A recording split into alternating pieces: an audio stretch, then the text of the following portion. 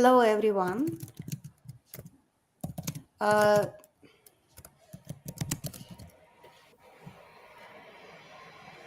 It is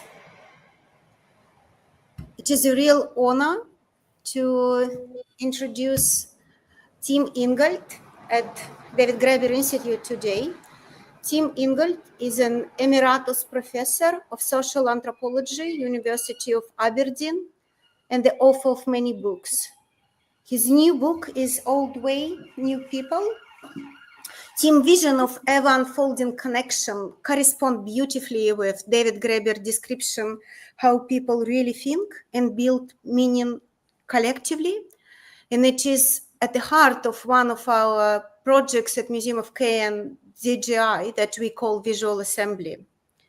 Team's talk today, Sharing Time, the work of art in a possible world, will carry these questions forward. And I'm so glad we're here to join the conversation. Tim, your floor. Okay, thank you very much, Nia. To be contemporary with another literally means to share time with them. But time can mean different things. So what kind of time is shared when we speak of contemporary art? To say of such art, for example, that it is of our century rather than of earlier historical periods, is to assume a sense of time that is chronological, according to which it's possible to assign to every work a determinate date. If it is the art of now you want to see, then you should visit the gallery for the 21st century. But if you're interested in the art of earlier periods, then look elsewhere. But to assign art to a period means treating every work as a finished object, as a singular product of the creative genius of its maker. It dates, according to the catalogue, from such and such a year. Critics and historians of art have overwhelmingly understood the work of art in this sense. And it's in this sense, too, that it is most firmly lodged in the minds of a public accustomed to visiting museums and galleries, and in the machinations of an art world obsessed with market values. The default assumption is that the work of art is a unique accomplishment of intrinsic merit, more an expression of artistic creativity than a product of labor, and complete in itself. What follows belongs to a history of reception, not of production. The art may, of course, have consequences for its recipients. Art can change the world, but according to this view, these changes should have no impact on the work itself. Indeed, an entire industry of conservation has grown up around the efforts to protect the work from its effects and to maintain it in its original condition. Ideally, it's the same work wherever it is and whoever encounters it, unchanged from the day it was finished. Now, my aim today is to challenge this assumption. The real work of art, I will argue, lies not in the object, but, in the first place, in the labor of the artist in bringing it into being, including the tasks it involves, the materials it uses, and the passion and suffering it entails. And in the second place, it lies in the work art does, in the ways it lives on in the world and touches the lives of those who encounter it. Compared with the labor of the artist and the work art does, the art object itself, that is the object of so much of our attention, is no more than an incidental byproduct of the artistic process, like a cast-off or discard. Yet it's these relatively expendable discards that the art world craves, that it collects, conserves, buys and sells, and puts on display in museums. It's true that in this day and age, the artist may depend upon these expendables for the income that enables them to carry on the work. And to this end, They might even connive in cultivating the popular myth of genius.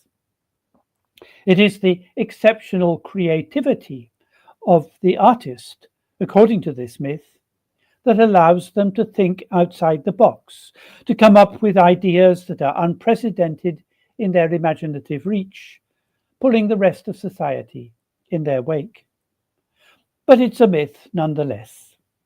The reality, as I'll try to establish, is that the source of artistic creation lies in the regenerative powers of the world itself, and that what, if anything, distinguishes the artist is a heightened attentiveness to these powers that animates their own practice, bringing it to life.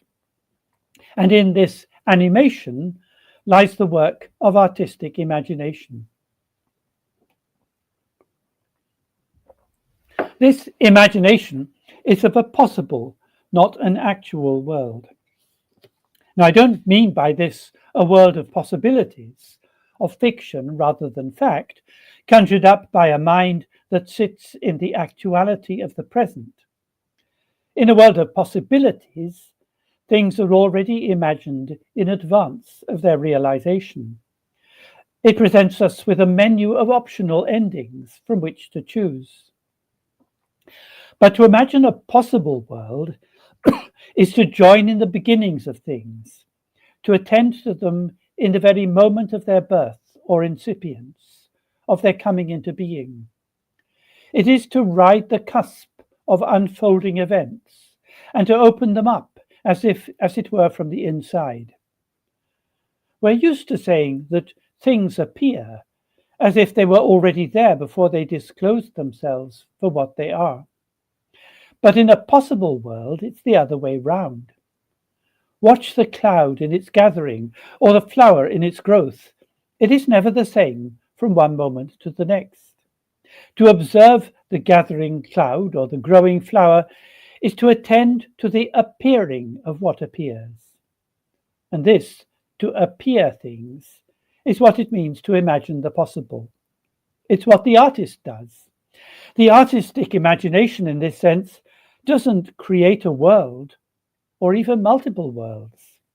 It rather joins with the world in the throes of its creation, drawing its impulse from the very same source. And it's precisely here that we can begin to see how art could relate to time in a quite different sense from the chronological sense with which I began. Were the work of art merely the realization of a project whose ends are already specified before it even begins, then the time it takes would be immaterial to the work itself. In principle, it could take no time at all. Instead, the work would figure as an event in time, marking a unique moment in those otherwise repetitive cycles that measure out our lives in days, months, and years.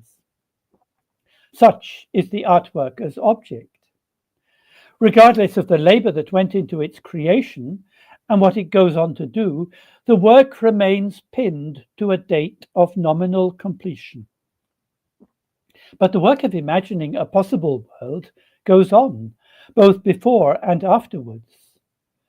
Prior to completion, the passion that the artist undergoes in the labors of creation is enfolded in the work itself.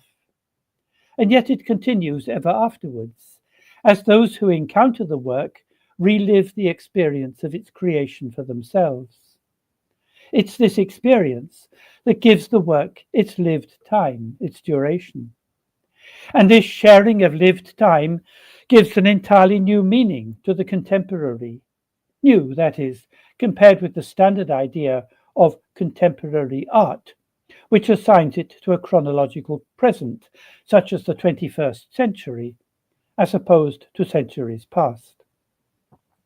For a work that lives on in our experience, contemporaneity has nothing to do with seizing a present that has supplanted the past, even as it is supplanted in turn by the future. It is rather about sharing in the duration of the work, in its continuous birth or ongoing rejuvenation.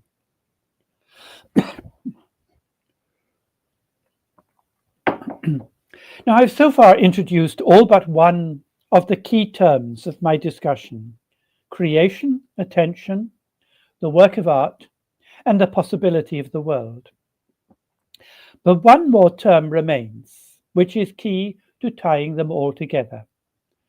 And this is my favorite term, the line. Both creation and attention, I argue, are linear phenomena. They go along. We are more accustomed to thinking of the line, however, as cutting across.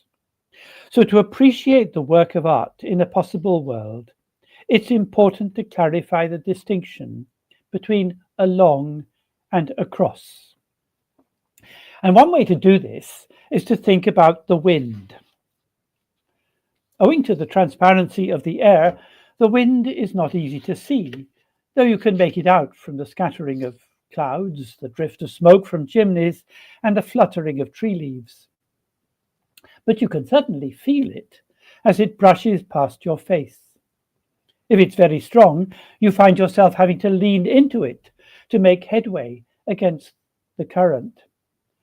This wind may have a prevailing direction, but it has neither a point of origin nor a destination. It's on its way from everywhere to nowhere. And as it encounters obstacles in its path, it wraps itself around them, only to continue on its way. And yet every deflection sets up a series of eddies, much as a stone in the riverbed sets up eddies in the water, and like the river's waters, the wind twists and curls. Its time is never straight. So what if the wind had eyes? Far from looking at things, targeting them from a fixed viewpoint, the eyes of the wind would meander among them, setting them ever so slightly in motion, tickling their surfaces and watching them come alive to the visual touch. But what would they see? These eyes would be blind to objects in an actual world, yet wide open to the world of the possible. And they would register its possibility in the first place as an experience of light. Now, this is not light as physics would define it, namely as electromagnetic radiation of a certain range of wavelengths emitted as rays from a source and picked up by photoreceptors in the eyes of human beings or other creatures. The ray is a line of transmission, cutting across in a straight line from source to receptor. But the light of experience is not transmitted. It is rather ignited like a spark in eyes which open to embrace the possible world in every moment of its birth. And this is the light of the twinkling stars, the shining sun, the glowing embers of the fire, the flickering flame of the candle. And if eyes twist and turn like the wind, then the light ignited in them traces a line that twists and turns likewise. Think of the arc of the firework, or of the sun's diurnal traverse of the sky. These are lines not of transmission, but of motion, which correspond in their duration with the movement of visual attention. They go not across, but along. So the way of art is to see with the eyes of the wind. But if the wind had ears, well, it would hear them too. Just as the light transmitted as energetic rays is not the light that twinkles, shines, glows, or flickers, so the sound transmitted as mechanical vibrations in the medium is not the sound that rings, blares, rumbles, and crackles. If the sound we hear throbs and pulses with a rhythmic beat, this has nothing to do with the fact that the physical impulse travels from the source to our ears in waves. With sound as with light, therefore, it is critically important to distinguish the line of transmission, which cuts directly across from a source to the roving ear, from the line of attention which goes along, having no definite start or end point. The ear of the wind, like its eye, twists and turns as it finds its way around things. And as it does, it becomes contemporary with what it hears, sharing an inner time or duration with the rustling leaves, the lapping waves, and the crackling fire.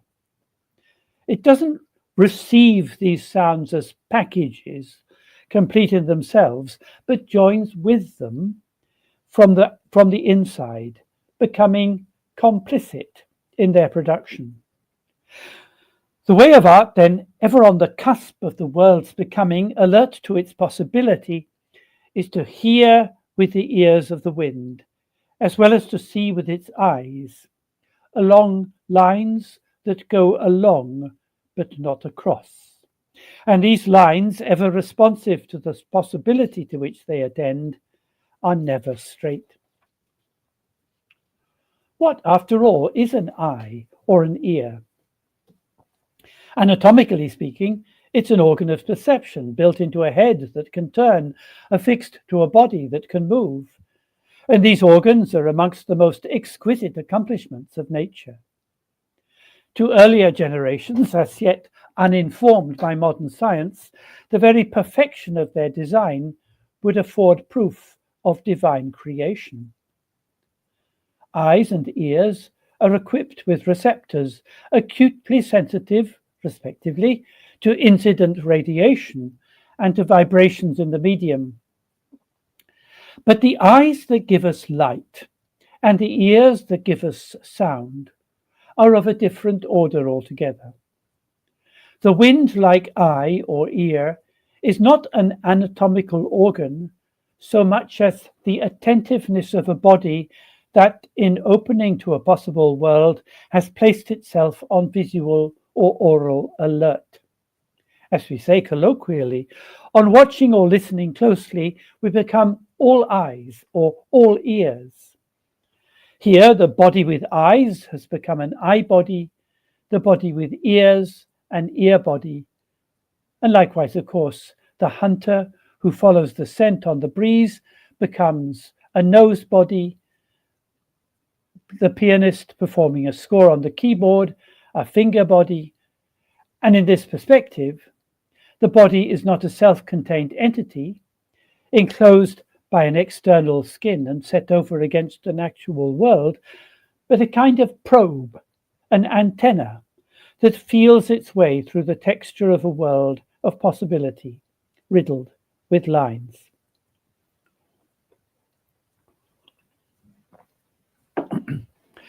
So let me return now to my themes of creation and attention. As we've seen, these are inextricably connected, since it's from attending to a possible world that the work of art draws its creative potential. Critics and historians, however, who identify the work with its objects, tell a very different story.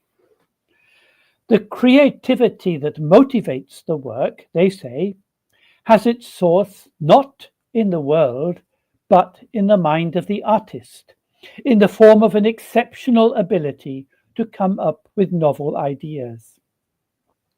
Since in an actual world, nothing new can be constructed except from the fragments of the old, this ability must be founded in a mental capacity to reassemble thought fragments in unprecedented combinations. In the field of cognitive science, the discovery of this capacity and its neurological correlates has become something of a holy grail, and a whole industry of research has grown up around it. This need not concern us. Suffice it to say that the entire industry rests on the assumption that every work of art is the direct expression of a prior design. To account for the work, therefore, all you have to do is to read back to the design that lay behind it. Though the design itself may be unprecedented, the process leading from the design to its realization in the artwork is so ordinary and inevitable as to be of no interest whatsoever. This logic reaches its reductio ad absurdum in a certain genre of conceptual art, which holds that since everything of value lies in the novelty of the design, its actual execution is superfluous. The work of art may as well not be realized at all. In a world of possibility, however, there is always more to creation than the recombination of ideas. And the excess lies in precisely what the science of creativity leaves out, namely the labor of bringing forth the work. And for the artist, this labor lies not just in what they do, but in what they undergo. Now, this is not a passive undergoing, casting the artist as patient rather than agent, as someone who does but is not done to. It is rather an active undergoing, which situates the artist inside the work, such that the transformation they achieve in the world transforms them too. So even as the artist pours life and soul into the work, so the work grows in them. Where the doing of a work is committed to novel ends, undergoing opens to new beginnings. And in a world undergoing continuous birth, newness is absolute and, like a prime number, cannot be factored out into any combination of what went before. So everything rests here on the distinction between newness and novelty. For in it lies all the difference between a possible world and a world of possibilities. In the world of possibilities, every work begins with an idea in mind and ends with its realization. This is work that cuts across. But the creativity of the possible world is like the wind. It carries on through, and its creativity is no less than that of life itself. The power of the work of art comes from attending to this creativity. There are, however, two sides to attention. One side is attunement, the other side is exposure. Attunement lies in a sensitization to features or properties of our surroundings that can help or hinder us in what we are doing. This is a sensitivity that comes from practice. In any artisanal practice, for example, skill lies in becoming attuned to subtle variations in the material that a novice might miss. The carpenter is attuned to the grain of the wood, the smith to the ductility of iron. Wood for the carpenter and iron for the smith, however, belong to an actual world, a world with its materials and properties already laid out, awaiting the artisan's attention. The world of the possible, however, is not ready and waiting. Think of the fluxes of the weather, the ever-changing skies, the turn of the tides, the run of the river, the movements of animals and the growth of plants. Immersed in these fluxes, it is the practitioner who must wait upon the world, attending to it in the sense of abiding with it and doing its bidding. This is attention on the side of exposure. Here, nothing can be taken for granted.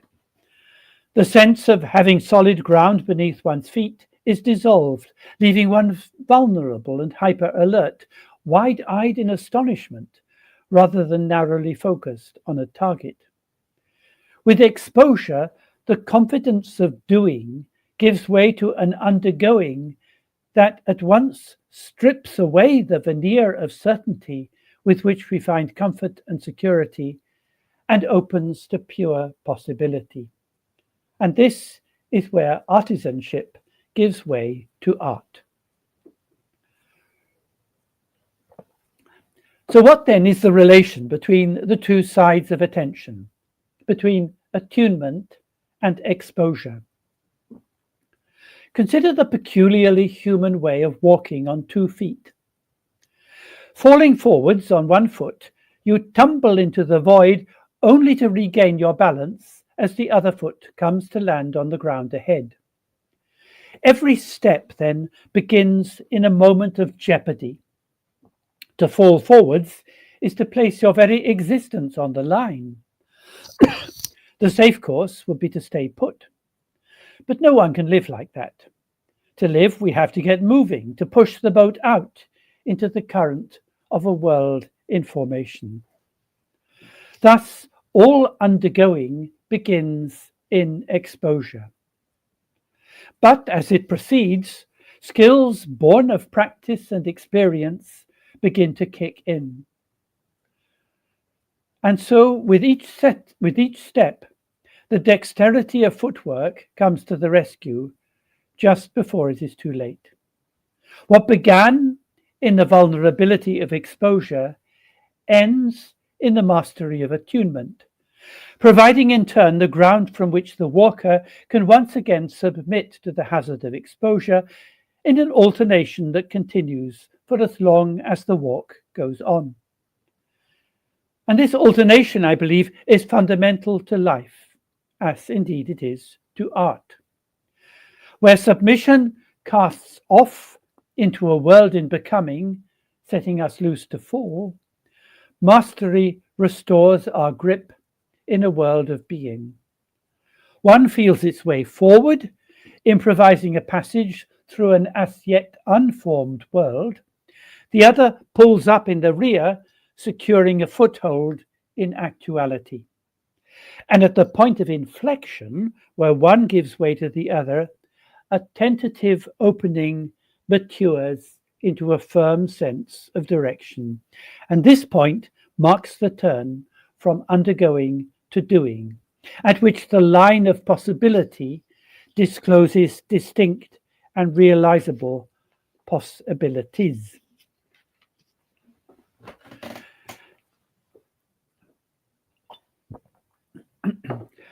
Now, I've had much to say about the work of art, but less about how art works.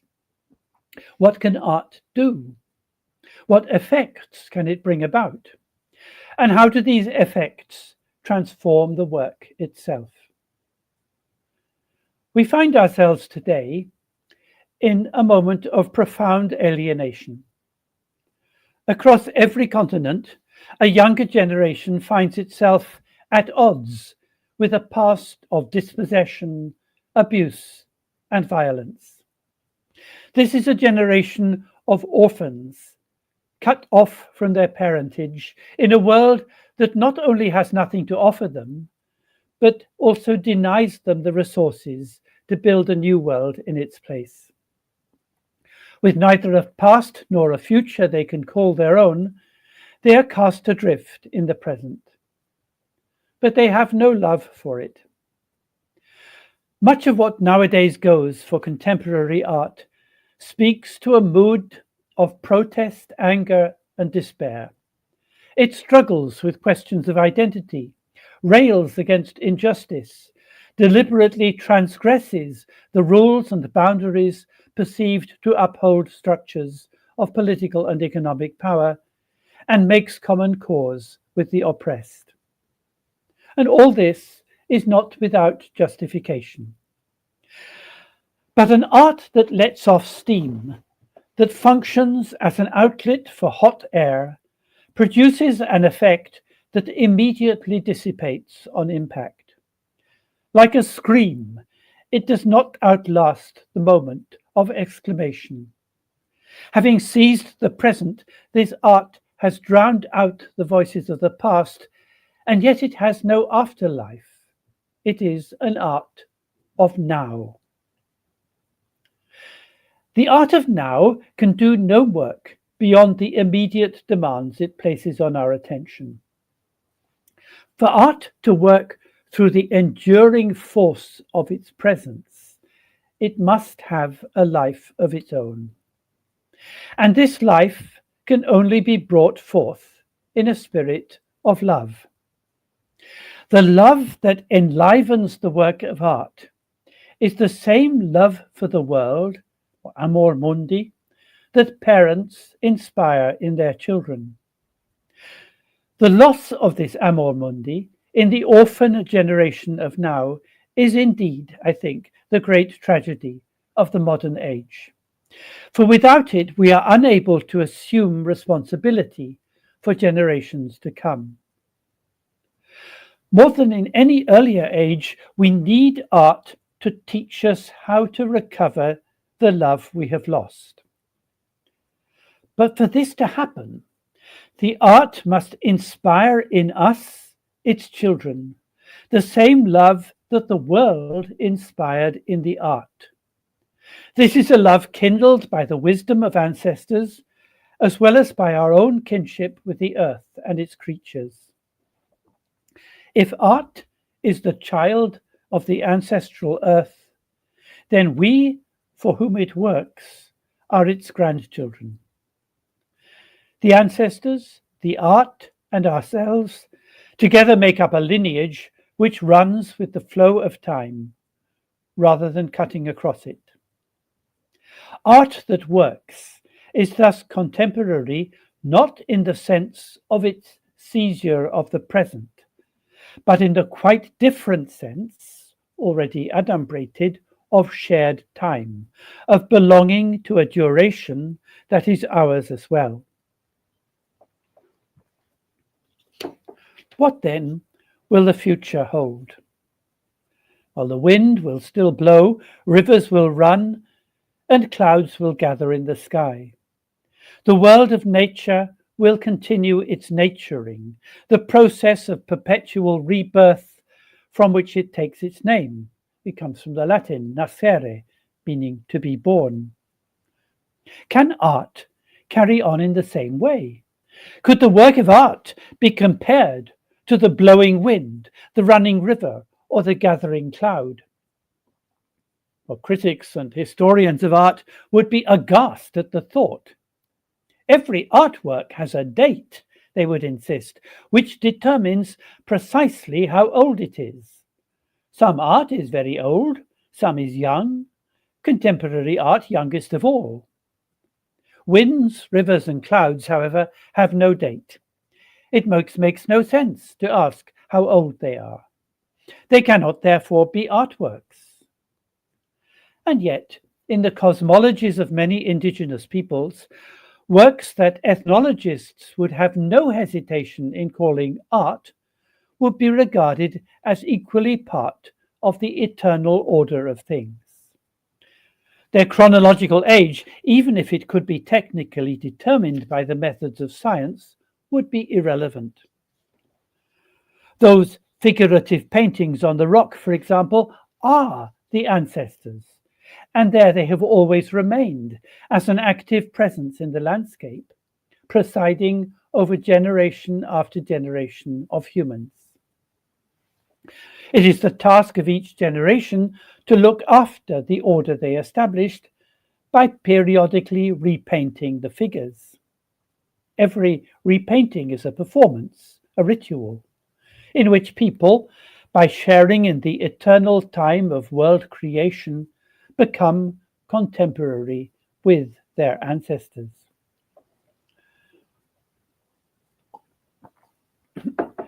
And this is why an art that is truly contemporary in the sense of shared time is also deeply traditional. Now, for those whose perspective remains grounded in the actual, who see only a plethora of works neatly displayed in museums of modern art, to assert that the traditional is contemporary would seem strange indeed, even perverse. Surely, they would insist, contemporaneity and tradition are diametrically opposed. The contemporary at the cutting edge of the present, a present that wants at every turn to renounce whatever preceded it. the traditional as the surviving relic of a now obsolete past. But in a possible world, tradition is not locked into the past, but rather holds the promise of the future, as ancestral ways are handed on in the manner of a relay from generation to generation along lines of creation and attention. In honoring the ancestors and their ways, tradition renews the world for generations to come. And it is in the remembering of these ways that art lives on. To remember in this sense is not to call up images of bygone days, but to imagine the possible. We reimagine the musical work in its performances and the story in its retellings. With music, as with stories, performances or retellings, compounded over generations, add up to a lineage. Likewise, every work of art is a lineage carried on in its redoings. And in a possible world, the work of art is never finally done. It is always doing and redoing. Perhaps then, rather than using the contemporary as a way to define art, we could find in art a means to help us redefine the contemporary in a way that can give hope to generations to come.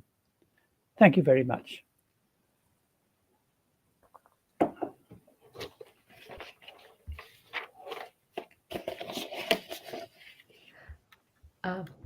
I think, Nika, we can't hear you. Is that right? Or can we hear her? Yes, I just want to thank you very much. It's fascinating. And we have some questions that Koshika will help to read. And then I also have one mine. Yeah, so let's go through the questions that have come in from the audience first. So the one question was really about different kinds of art. So I think Shoma is asking whether the thoughts that you have on the process of creativity are equally applicable to all forms of art. So whether some artists might open themselves to this going forth of creativity more fully than others. She says that conceptual art strikes me as potentially more in line of a design or plan for a novel idea than for something else. Yeah. Okay. It's impossible to generalize across art. I mean, there are all these academics who spent years of their lives trying to come up with a definition of what art is, and it's the most boring discussion you can possibly imagine. And because I mean, art is so varied that it's impossible. You can't say art is like this or art is like that. It's so many different things, and to be sure. My talk was full of declarations about what art does and how art listens and how art sees, and I shouldn't really have done that because there'd be many sorts of art that don't fit with that. And I think there is a contrast between what I have called the art of now, which is absolutely geared to the present, which is like a shout or a scream and disappears very quickly, and the art of tradition, the art that carries on, the art that I'm comparing to the wind or to a river. And so probably what I really mean is not that art is like this or not like that, but that's what art ought to be like. That's the sort of art that carries on, that has an afterlife. That's the kind of art we need, and that can teach us something that we can learn from and that will help. So to put my cards on the table, I think I'd have to say that no, of course, all art isn't like this, but there's some art that I like, that I think is helpful, and some art that isn't, and I think is unhelpful. And so I'm putting in a plug for the kind of art that I think is helpful, and that's the kind that does have a past and does have an afterlife, and that we can align with tradition. Can I challenge you on that? Because you spoke about how some art of the now is like a scream, but sometimes we need to scream in the now, isn't it? Because isn't there an importance for the nowness of an art piece? It's not gonna. I said that the scream is entirely justified, and that those who are screaming have very good reason to scream. and I would do the same if I had the possibility. I mean, in fact, I do scream from time to time, like we all do, faced with some of the atrocities that are going on around the place. But that screaming, you might say we need to scream. Yes, it lets off steam. It keeps us from going completely overboard. But it's not actually going to. It helps us. I don't think it's going to help anybody else very much. Maybe its main virtue is that in helping us, it restores us enough to be able to keep on going. So we might say, I have to scream, otherwise I can't keep going. And if I can't keep going, then I don't need to do the real things that I need to do. So it's not I'm saying that it's wrong for people to scream or they shouldn't be doing it. It's entirely understandable, but we don't need just that. We have to go beyond that. And if I may ask question two, I want to ask about education. You're writing a lot about education. You also mentioned it in your talk today. Can you describe your ideal university? We all know that what's going on now is a disaster. So what would you do if you would have any possible resources and you will be in charge of creating like totally new place with, whatever you can imagine? Actually, I've already done that in the sense that I, between 2015 and 2017, I led a revolution in our own university. It's called Reclaiming Our University, and we wrote a manifesto in which is actually published, and it's there online. And if you put Aberdeen University or Reclaiming Our University Aberdeen, you'll find it. And where we actually we had a whole lot of open seminars with staff and students over a couple of years, and fleshed out what we thought our university, or let's say university of the future, would be like, what kind of university that should be. And we found it rested on 4 pillars, and the 4 pillars were freedom, trust, education, and community.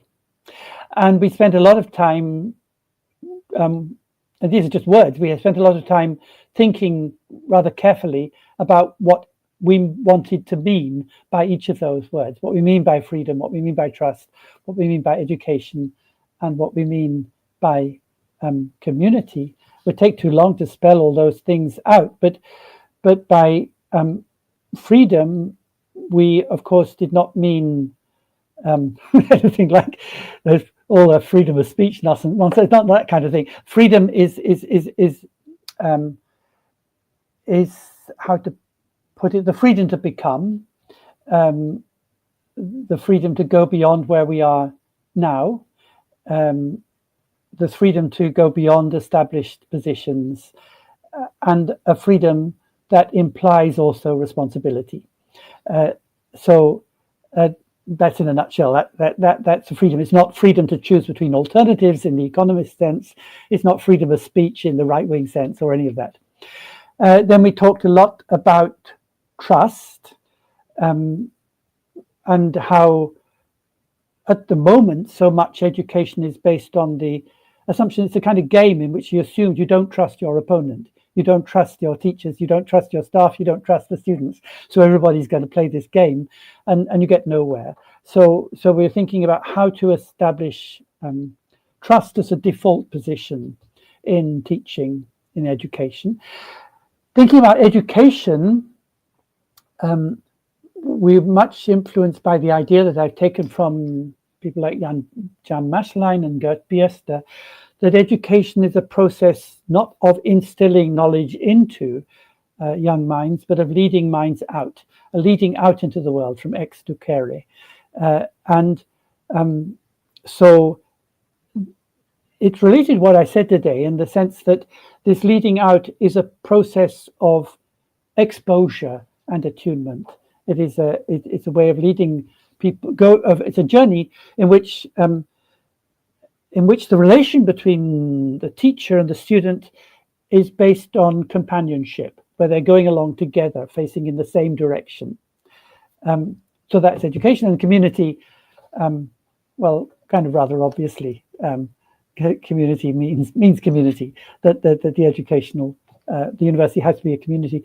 So so I was thinking of the ideal university as being something rather like a well-functioning public library that is there in the heart of its community, open to people who want to come and learn something. It's like you go to the library, you want to find some books that might be interesting, but where rather more is going on than just lots of stacks of books.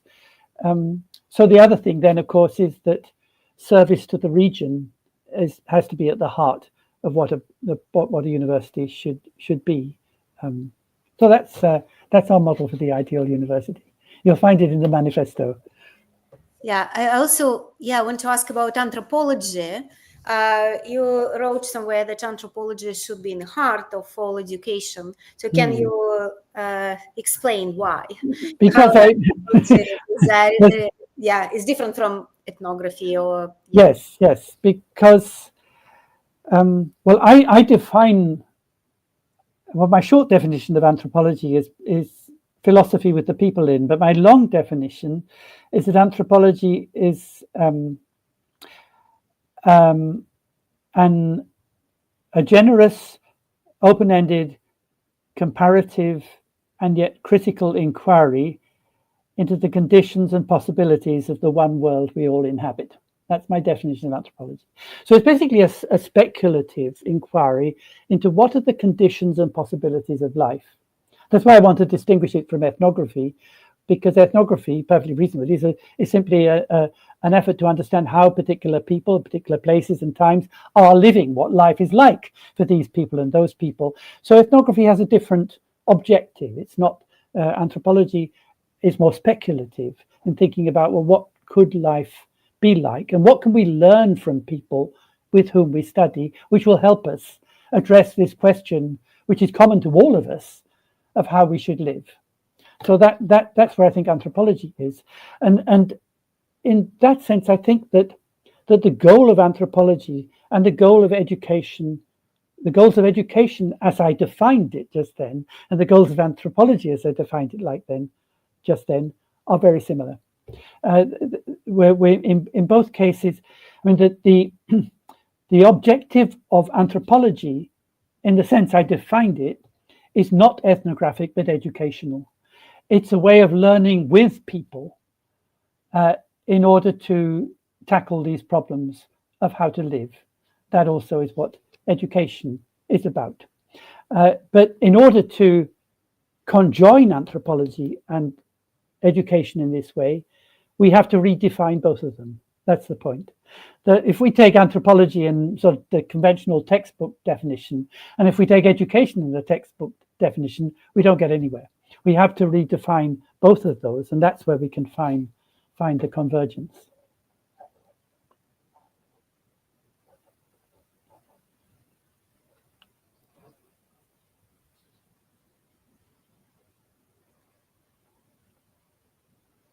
Everybody's muted.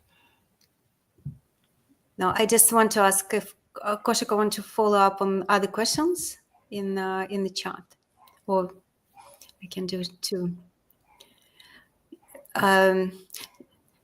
So Koshika, now you're muted. Okay, I can read one question that is about different educational ideas. Paola Faeri, Brazil, GPS Subero, India. Maybe you can tell us some of the names that is important for you, that kind of in the library, where would you position yourself? Where would be your universe? Paulo Freire is certainly important to me. I would count myself as a fan of what Freire says, and particularly his point that in order to move on, we have to learn how to love the oppressor. We have to find a way of going along together that does not simply endlessly reproduce the antagonism between the oppressor and the oppressed, and that we can find a way of going along together. in a direction orthogonal to the one opposition between the two, and that's very important. And the idea that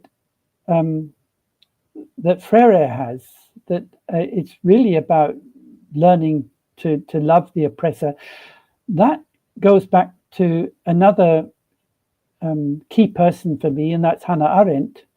Hannah Arendt wrote a very important essay in the early 1950s after the Second World War called The Crisis of Education, where she also dwells at length on this concept that I also brought up in my talk, amor mundi, love for the world. It's very central to Arendt's thought. And her point there is that our task as grown-ups is to introduce new people, that is children, in school or at home. Our task as grown-ups is to introduce new people into a world we know and love, so that they can find their way in it. Because only by doing so can those new people have the opportunity to renew that world for generations to come.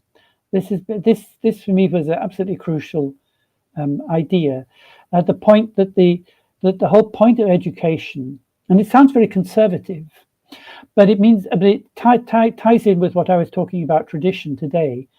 That the job is not to tell to the next generation, I'm sorry, this world is absolute crap, but we've got a brilliant, shiny new world that's on the drawing board, and we're going to introduce you to it. The job of us is to say, no, this world is very beautiful, very precious, very lovely. It's one we know, it's one we love, it's one that we in turn learned from our parents, and we want to introduce you to it so that you really learn to love it too. And then you can renew it, you can repair it, you can rejuvenate it. But you can't renew, repair, or rejuvenate a world that we have already said this is rubbish, that we've already discarded, which we've already destroyed in order to build something else new on top. This is absolutely crucial to me. So those were two major influences. Then, so we start with Freire, going back a bit to Arendt, going back a bit further, the most important influence of all, and that's John Dewey. John Dewey writing about democracy and education, 1916, right in the middle of the First World War,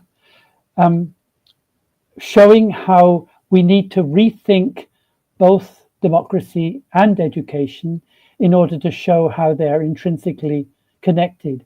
It's incredible how prescient Dewey's writing on this is, and that what he's saying is exactly what needs to be said today. It's as though the whole of the last century had not happened, or we just forgotten what he said, because it seems to me that the thing that's really tearing our societies apart at the moment is the split between democracy and education, where education is perceived to be a means for the elite to get all the best jobs and so on, and where where democracy has descended to the depths of the will of the people, virtually to fascism, and so we've got this split between fascism and neoliberalism of the cosmopolitan find, one education on one side, democracy on the other, and it's tearing our societies apart, and we know it. And we need to find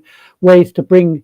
We don't want to reject democracy. We don't want to reject education, but we have to redefine both in a way that brings them together. And actually, Dewey had the model to do that. It's all there. If only we would bother to reread what he said. So he's an important influence. Then more recently, there are thinkers, contemporary thinkers like Biester, Jan Maschlein, important theorists of education whose work's been very influential for me. Yeah, maybe we can also invite you to teach in our future university, where we will also set up the ideal world. I also want to ask you about Summerhill. That's the last question we have only 6 minutes left, because UK, England was the home for a lot of democratic education in the beginning of the 20th century somehow. Probably it was a realization of the third term, but kind of faded away, and the democratic school also become elitist institution where you have to pay a lot to have access for democracy. Yes, well, that's the paradox at the moment, that there are, I mean, that faded out, and there are still today all sorts of experimental schools, and even sort of universities, but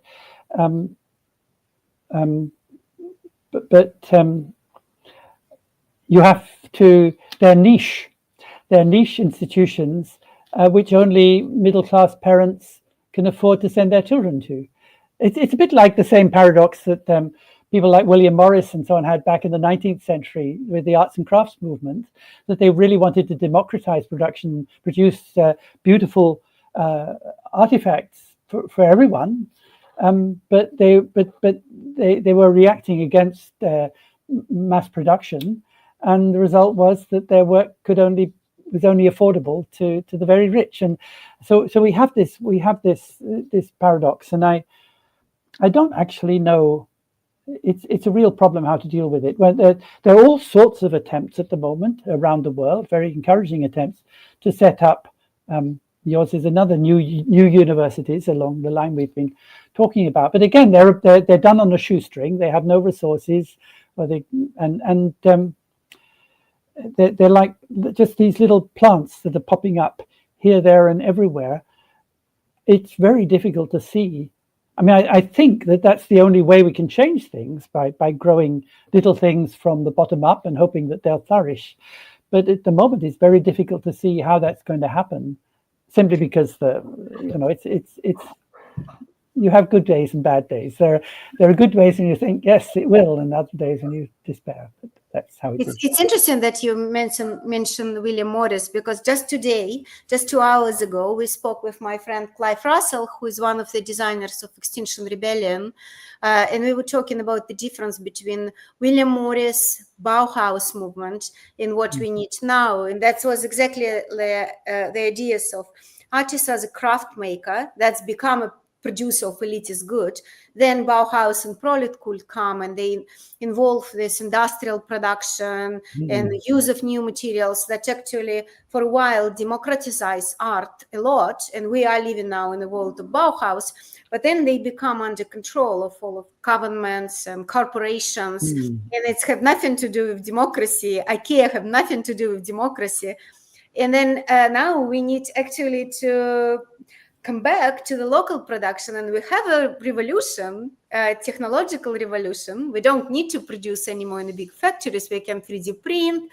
We can do lots of think local. And so it looks like this emergent situation that possibly could work, like a new Bauhaus, William Morris, absolutely differently looking. Maybe I'm certainly in favor of the idea of the Bauhaus when it first emerged. And not what happened to it later, but the idea as it first emerged. And what was central to that was the idea not that art is something that is taught in a school, but the school itself is a work of art, and that's critical. And I think we can draw on that. But I'm also a technophobe, and I am completely convinced that the digital revolution, if we can call it that, won't last beyond the end of this century. I don't know how it's going to end, but I'm quite sure it will, because it's completely unsustainable. So I actually am not in favor of 3D printing as the solution to everything. But anyway, that's another argument. So actually, following up these arguments, we want to invite everybody to the talk on the 8th of December between Cory Doctorow and Brian Eno about imaginary technology or poetic technology, the term that David Graeber used in Utopia of Rules. that's exactly will be the conversation about what Team Ingold now ask, like what's going to happen at the end of the century, and can we use technology in not destructive way. But also, Tim, thank you so much for coming, and we really hope to work with you in the future. And thank you for all the amazing books that you already written, and we can read them. Thank you so much. Okay, thank you. Thanks a lot. Bye. Bye. Bye.